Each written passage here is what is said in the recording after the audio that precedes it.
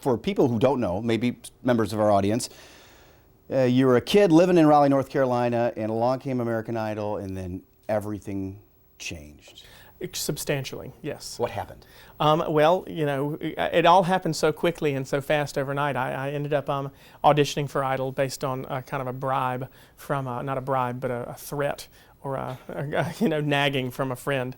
And I ended up, I guess, you know, 6 months, 7 months after that audition, I ended up with a recording contract and started singing every day, and that became a career. I went from being a teacher to being a singer, and either one I would have been happy with. But you know, this is a nice way to do what I love to do for a living, and get paid to sing, which is my hobby, becoming my job. Well, American Idol, certainly probably the greatest example of a commercially successful music production. Now you're coming to non-commercial public television and PBS. How is your approach different for our audience? Really not that much different. I think that you know, I do what I enjoy doing, and I think that regardless of whether or not there are commercials involved, and if it's a commercial, you still want to put forth your best project, your best effort, obviously.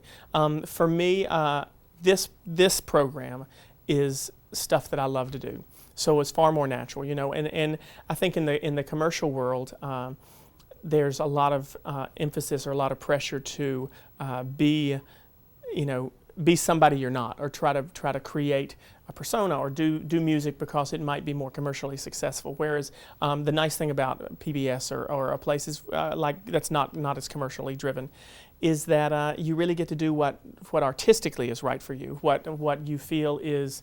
I got to be myself, and instead of trying to fit this demographic or do that type of thing, which I think ends up making it better in the long run anyway, because you know, it was all natural. It's very natural to me, and it was very much a home.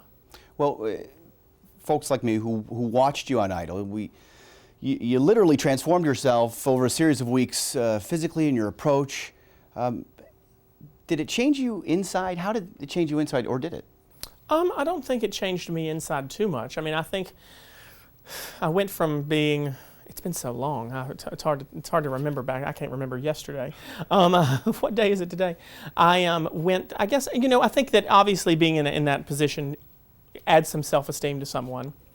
But I mean, in addition to the physical changes, I think I've regressed back to what I looked like before now. It gives you a little bit more self-esteem. You get more comfortable on a stage, doing something that I was doing very non-professionally and very amateurly before, and being able to polish it up and understand what works well and what doesn't, and just getting, I mean, I listen to myself sing one song today and then listen to myself sing it 5 years ago, 6 years ago, and I see a difference already. So, and that was, in a way, Idol was a boot camp to kind of help me grow and get comfortable with doing what it is that I am now doing.